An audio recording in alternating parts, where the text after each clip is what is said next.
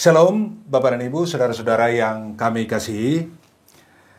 Selamat bertemu kembali dengan saya Profesor Dr. Albiner Siegian, Rektor Institut Agama Kristen Negeri Tarutung, dalam acara Bincang Santai dengan Rektor. Kali ini kita menghadirkan Nursalina Sihombing. Shalom, perkenalkan nama saya Nursalina Sihombing. Hai Sobat Podcast. Pada hari ini saya dari Prodi Kepemimpinan Kristen YKN Tarutung, saya semester 8. Oke, dan yang kedua dengan Anggraini Huta Barat. Halo semua, perkenalkan nama saya Anggraini Huta Barat. Kali ini saya akan menemani Bapak Rektor dan kita semuanya untuk acara podcast kita hari ini. Sebelumnya saya dari Prodi Pendidikan Musik Gerejawi. Oke, sesuai dengan nama acara kita Bincang Santai. Nanti bicaranya, ngomongnya santai aja ya. Oke, pertama ke Nursalina dulu. Gimana ceritanya bergabung dengan YKN dulu? Jadi Pak, kalau saya itu bergabung di YKN Tarutung, sebelumnya saya tidak mau kesini kian Pak. Yeah. Tapi ada informasi yang kakak saya dengar itu dari temannya bahwa di YKN Tarutung ini tersedia prodi-prodi yang sangat menarik begitu Pak. Jadi saya tergoda untuk ikut bergabung di YKN Tarutung. Jadi saya mendaftarkan diri dengan prodi yang pilihan pertama Kepemimpinan Kristen dan yang kedua teologi. Jadi saya berhasil masuk di prodi Kepemimpinan Kristen mendapatkan beasiswa Pak. Ya, kalau Anggraini gimana ceritanya bergabung di YKN Tarutung? Nah, ceritanya kenapa saya bisa bergabung di YKN Tarutung itu Pak, sebenarnya hampir mirip dengan Kak Nursalina. Di awalnya saya itu mendaftar di universitas lain. Cuman pada saat itu ya mungkin belum rezeki saya. Akhirnya ada salah satu teman mengajak, ketepatan abang tingkat saya, dan dia di jurusan pendidikan musik juga. Dia bilang kayak gini, kamu ngapain belajar keluar ke jauh-jauh, di tempat kita ada kok gitu. Terus dia memperkenalkan kampus ini, dia juga menceritakan banyak hal tentang kelebihan para tenaga pengajarnya dan kelebihan-kelebihan dari kampus ini. Akhirnya saya tertarik. Akhirnya saya ikut juga dan puji Tuhannya saya lolos di pilihan pertama saya, yaitu pendidikan musik gereja, dan lolos mendapatkan beasiswa. Oke, jadi Anggraini di program studi musik gereja dan mendapatkan beasiswa. Jadi ada banyak kesempatan menyalurkan bakat-bakat terpendam dan juga ada banyak kesempatan untuk mendapatkan beasiswa. Lalu gimana kira-kira menurut Anggraini suasana perkuliahan di YKN Tarutung ini cocok dengan, katakanlah saya dengar Anggraini hobi musik, nyanyi, cocok nggak? Mendukung nggak dengan hobi itu? Atau diberi kesempatan nggak? Kira-kira? Puji Tuhannya sejauh ini Pak, suasananya sangat nyaman, cozy. Baru di sini saya dapat menemukan hal-hal yang baru pastinya Pak. Baik itu dari sesama teman, baik itu juga dari sesama kami mahasiswa, dan pastinya di sini saya banyak menemukan dan banyak belajar dari dosen-dosen yang tidak pelit dengan ilmunya Pak. Jadi di situ terutama dengan saya yang sangat tertarik dengan bidang musik, saya mendapatkan banyak hal-hal baru, saya mendapatkan banyak pengetahuan-pengetahuan baru, dan saya juga mendapatkan banyak trik-trik, tips and trick yang diberikan oleh dosen-dosen. Jadi saya mengaplikasikannya dalam kehidupan saya sehari-hari. Ketepatan kan Pak, seperti yang sudah Bapak jelaskan tadi, selain saya berkuliah, saya juga memiliki pekerjaan sampingan sebagai seorang penyanyi. Jadi tips and trick dan juga pelajaran yang diberikan oleh Bapak Ibu dosen bisa saya aplikasikan dalam pekerjaan saya seperti itu Pak. Sangat berkesinambungan dan sangat-sangat bersyukur saya bisa mengenal hal itu Pak. Oke, jadi yang saya petik tadi bahwa dosennya antara lain tidak pelit memberikan ilmu. Iya, jadi ya betul, memang ya sebagai dosen ya tugasnya memang memberikan sebanyak-banyaknya ilmu pengetahuan kepada mahasiswa yang diajarinya. Jadi di YKN ini pengakuan dari Anggraini bahwa dosennya tidak pelit dan itu mendukung aktivitas kesehariannya di luar kuliah, kan begitu? Betul. Bagaimana kalau Nursalina? Saya dengar Nursalina ini selain sebagai mahasiswa aktif dia, dan yang surprise bagi saya itu dia itu seorang penenun ulus. Gimana ceritanya itu? Dan gimana ngatur waktunya? Kok masih bisa menenun ulus begitu? Saya nggak kebayang sih gimana repotnya itu. Gimana ceritanya? Baik, kalau saya itu ya Pak, saya mulai bertenunnya itu bergabung waktu mulai kuliah online. Ya. Jadi waktu saya kuliah online, saya sambil les Pak. Oh. Di tempat, di kampung Pak. Jadi waktu saya les di kampung itu, saya sambil bertenun itu sambil saya jual. Hasil praktek saya pertama gitu, langsung saya jual. Jadi sebelum saya masuk kuliah di Kain Tarutung itu Pak, saya mengambil prinsip seperti ini. Kalau saya kuliah di sana, apalah yang ciri khas dari kampung situ Pak. Jadi saya melihat kalau dari Tarutung itu yang banyak dihasilkan ulos, tenunan, seperti itu Pak. Jadi saya tertarik kuliah sambil bertenun. Dan sampai sekarang moto saya itu sarjana dan tenunku. Jadi Pak, kalau dalam mengatur waktunya ya, kalau saya itu kan biasanya yang kuliah aktifnya itu mulai dari jam 8 sampai jam 4 sore. Jadi jam 5 ke jam 6 itu hanya 2 jam atau sampai jam 7 kadang saya mempergunakan waktu untuk bertenun Pak. Yeah. Jadi kalau hari libur misalnya Jumat kan cuma ibadah PA. Jumat sama Sabtu itu saya full bertenun Pak. Begitu. Jadi terkadang kalau saya lagi stres mikirin tugas-tugas kuliah, skripsi, saya perginya ke tenun Pak. Karena saya merasa ketika saya sudah bertenun, itu mungkin nampak ya Pak, jiwa-jiwa seni itu untuk mencintai ulos tenun itu. Jadi ketika saya bertenun, rasa capek, stres itu bahkan tidak ada Pak, begitu. Jadi kalau dalam pengaturan waktunya seperti itu mungkin saya lakukan Pak. Dan saya merasa bersyukur juga Pak, ketika saya kuliah, aktif di kuliah, saya juga bisa aktif bertenun, dan saya juga tidak pernah ketinggalan mengikuti lomba-lomba Pak. Iya, iya. Jadi memang sahabat sekalian, konon katanya orang yang sibuk yang bisa mengatur waktu. Kalau orangnya tidak sibuk, justru itu biasanya yang tidak bisa mengatur waktu. Misalnya orang berlama-lama di warung, itu biasanya itu terlambat gitu. Jadi kata kuncinya adalah bagaimana kita mengatur, memanage waktu. Jadi orang yang sibuklah yang memiliki waktu, bukan orang yang tidak punya pekerjaan. Orang yang sibuklah orang yang memiliki waktu.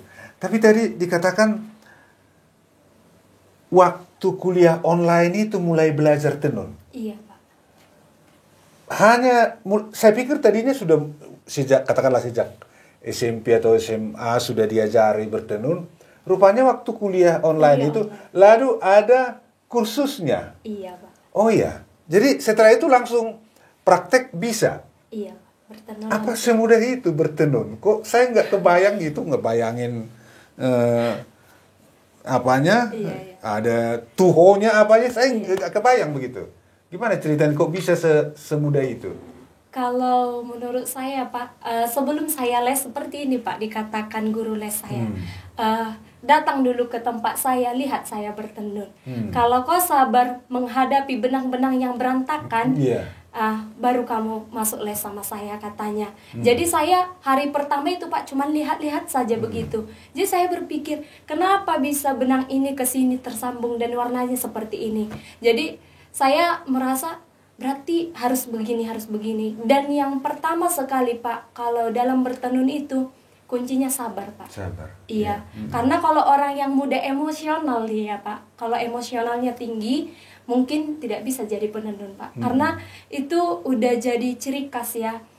Kita diajari sabar menghadapi benang-benang yang berantakan, benang yang putus satu pun itu harus kita cari di mana sambungannya.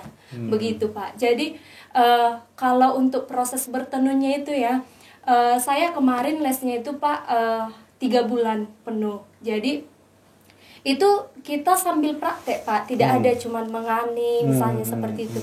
Jadi kita mulai dari awalnya langsung praktek, mulai dari mangani, manotar, baru langsung bertenun Pak. Jadi pertama sekali itu tenunan yang saya buat itu praktek pertama nih ya Pak, icor moror. yang biasa dikenal dengan tumtuman sekarang. Tumtuman, iya. Iya. Jadi itu praktek pertama. Jadi saya diajari untuk memutik, tapi karena memutik memang agak susah Pak, jadi belum terlalu dapat saya untuk memutik.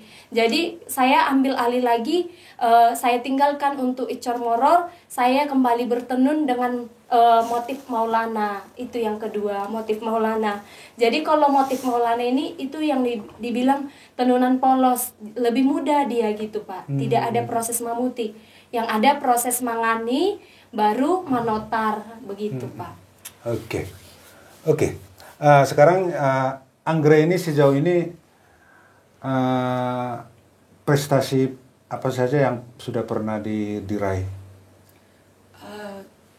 Prestasi yang pernah saya raih sejauh ini Pak, yang pertama itu yang paling melekat dalam pikiran saya, dan bahkan melekat dalam brandingan diri saya. Orang banyak mengenal saya itu sebagai peserta atau finalis dari acara Pop Academy Indosiar, Pak. Dan itu juga salah satu hal yang menghantarkan saya ke dunia musik, dan di sini juga tepatnya, Pak. Sejauh itu, selain itu, saya juga mengikuti banyak kompetisi-kompetisi di daerah juga, Pak. Pernah menjuarai juara 1 festival lagu Batak, pernah juga menjadi peserta dan finalis di acara-acara bernyanyi dan kompetisi-kompetisi bernyanyi lainnya juga, Pak. Oke. Jadi barangkali sebagian pemirsa sudah mengenal Anggrek ini. Dia pernah mengikuti dan dia finalis dalam lomba yang diselenggarakan oleh salah satu televisi swasta Indosiar ya. Dan beberapa juara lainnya. Jadi bukan hanya finalis, sudah pernah mencapai juara di berbagai event ya. Dan sekarang selain kuliah, apa kegiatannya yang terkait dengan hobi musik dan nyanyi ini? Selain berkuliah, Pak, pastinya saya juga mengisi acara-acara, bernyanyi di berbagai acara. Terkadang juga saya bernyanyi di beberapa kafe-kafe yang ada di Tarutung, Pak. Jadi itu tadi yang saya katakan tadi, mahasiswa atau siapapun, yang penting itulah bagaimana kita bisa mengatur waktu dengan baik. Kembali saya ingatkan tadi, hanya orang yang sibuk yang memiliki banyak waktu. Terus kalau Nursalina, selain bertenun, tadi sempat terdengar saya bahwa ada juga mengikuti lomba-lomba di sela-sela waktunya yang padat, kuliah lalu menyempatkan diri bertenun, tapi nggak ketinggalan ngikut lomba. Lomba apa saja? Atau prestasi apa yang pernah dicapai ketika mengikuti lomba-lomba itu? Baik Pak, kalau prestasi yang saya pernah dapatkan ya, saya dari dulu penulis puisi Pak. Penulis puisi dan pembaca puisi. Jadi kalau ini mulai dari SD saya udah bakat itu udah nampak gitu Pak. Jadi di waktu masuk kuliah di Akantarutung, maba saya dulu mengikuti lomba baca puisi Semarak GKPI sewilayah 6 Silindung, dan di situ saya mendapatkan juara 1 Pak. Kemudian yang kedua, saya juga pernah mengikuti lomba PKN kampus. Saya mendapatkan juara 2 lomba baca puisi dan ciptanya Pak. Baru kemudian saya sekarang lagi memegang jabatan sebagai duta baca kampus Shalom Pak. Jadi saya sekarang baru meraih itu di bulan yang lewat Pak. Jadi duta baca kampus Shalom. Kemudian saya juga gemar menulis Pak, baik itu jurnal, kerjasama dengan dosen-dosen, yaitu tulisan buku, dan sering juga Pak menulis sebuah kuitas gitu. Jadi itu tadi, kuliah, bertenun, ikut lomba, menulis. Saya sudah beberapa kali baca tulisan Nursalina, dan itu yang menunjukkan bahwa sebenarnya kembali saya katakan, hanya orang yang sibuk yang punya waktu, dan kata kuncinya lah bagaimana mereka mengatur waktunya. Bagaimana mereka memanage waktunya. Itu kan luar biasa sibuknya itu. Dan saya tidak tahu berapa ulus atau bakal pakaian yang sudah disiapkan oleh Nursalina. Bagaimana Anggrek ini mengatur waktunya. Kalau ada misalnya panggilan untuk mengisi acara, bagaimana bisa mereka mengatur waktunya? Itu kan di kesibukan itu. Di situ dia bisa mengendalikan diri dan bisa mengatur waktu dengan baik. Jadi gak ada alasan bagi kita. Ada 24 jam satu hari. Mari kita mengatur itu dengan baik. Ya. Dan juga kita juga perlu jam untuk istirahat kan itu. Bagaimana kita mengatur itu dengan baik. Lalu apalah yang misalnya yang paling banyak kamu kerjakan, tenun itu, yang barangkali sudah dipesan orang, sudah ada enggak? Udah, Pak. Iya. Jadi tenunan saya itu ya, yang sekarang saya kerjakan itu yang lebih banyak adalah harungguan, Pak. Karena lagi tren sekarang. Iya. Sebenarnya kalau harungguan tarutung itu ya, Pak, kita kan pakai hide si bolang rasta nih. Yang biasanya si bolang rasta ini dipakai untuk orang duka, tapi dengan kemajuan zaman dan teknologi, jadi dimodif dia dengan warna-warna lain. Jadi warnanya lebih hidup. Jadi harungguan itu lebih terkenal sekarang. Nah, kalau tenunan kita ya Pak, sudah sampai ke Bandung, ke Kalimantan, ke Batam, dan sudah tersebar ke kota-kota besar, Pak. Ya, jadi para sahabat dan adik-adik sekalian, dan itu tadi saya katakan bagaimana seorang Nursalina dan seorang Anggra ini bisa juga menjalankan katakanlah hobi dan ya hobi tapi berhadiah kan begitu, hobi dan bermanfaat di samping mereka mengikuti perkuliahan. Yang mau kami katakan di sini adalah bahwa IAKN Tarutung juga memberi kesempatan kepada setiap orang untuk menyalurkan hobinya. Ya, walaupun barangkali Nursalina, Anggra ini juga yang dari sononya memang sudah ada bakat itu, sudah ada tingkat kesabaran yang tinggi itu sehingga dia bisa lolos uji tahap awal untuk menjadi calon seorang petenun. Yang penting ada niat, ada usaha, dan bagaimana kita mengatur waktu kita yang sempit itu. Dan kembali yang pertama tentu kalau saya tanya mereka berdua, yang paling utama tentu adalah jawabannya kuliahnya. Dan bisa kita bayangkan ketika mereka nanti tamat dari IAKN, tidak pusing untuk mencari pekerjaan karena sudah ada kecakapan hidup, keterampilan hidup sudah ada. Dan sedikit lagi, kira-kira di mana lah kamu bertenun? Saya dengar kamu tinggal di kos. Iya, Pak. Jadi tenunnya di kos itu kok bisa? Bisa, Pak. Saya bertenun di kos saya sendiri. Jadi kan kalau di kos kami itu cuma kamar dikasih, Pak. Jadi saya bertenun di kamar juga, Pak. Jadi kalau saya kerja, tempat tidur saya gulung, ya udah saya bertenun di sampingnya, Pak. Jadi saya pengen melihat itu nanti bagaimana kamu mendesain kamar itu sebagai tempat tidur, tempat belajar, dan juga tempat bertenun. Karena di pikiran kita bertenun kalau nggak di kolong rumah, ya, kalau di Samosir itu ada di gua atau di mana lah namanya, sama dengan Mangaletek itu kan, kalau itu di Samosir. Nah, itu bisa di kamar dan katanya digulung. Nggak kebayang, kupikir rumit itu peralatannya. Rupanya cukup sederhana, bisa digulung. Iya. Dan setelah itu jadikan tempat tidur gitu. Jadi itu yang menarik. Dan adik-adik sekalian,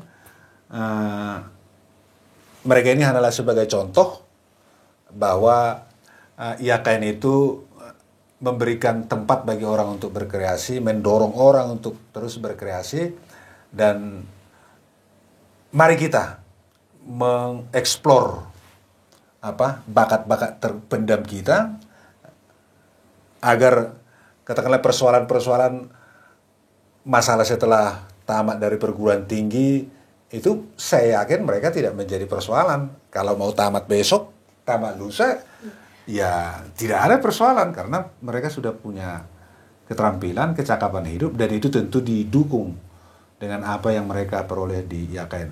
Oleh karena itu, Anggra ini saya minta closing statement barangkali 1 menit apa yang bisa disampaikan kepada adik-adikmu atau teman-temanmu mahasiswa lah, apa yang mau disampaikan, atau anak-anak SMA yang mau kuliah.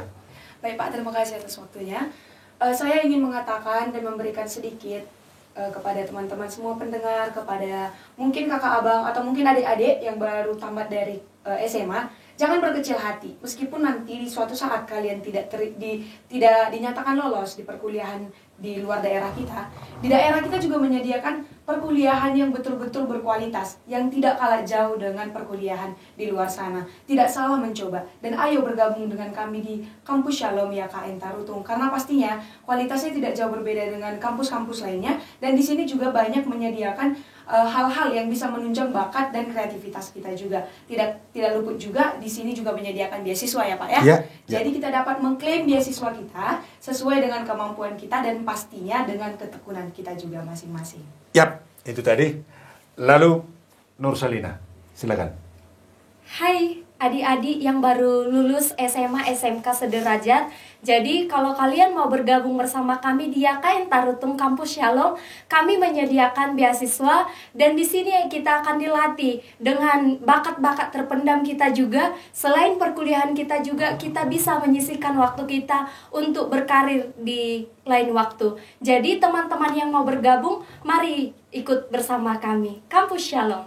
Ya, jadi demikian para sahabat dan juga secara khusus adik-adik kami yang kami cintai, sekedar informasi bahwa di YKN Tarutung ini sekarang tidak hanya ada katakanlah fakultas teologi, jurusan teologi, jurusan keagamaan, pendidikan agama Kristen yang terkait dengan keagamaan, tapi juga sudah ada program studi teknologi informasi, sudah ada program studi statistika, dan dalam waktu dekat akan ada program studi ilmu komputer. Dan kita merencanakan dan bahkan sudah menerima mahasiswa baru itu untuk tahun ajaran baru ini.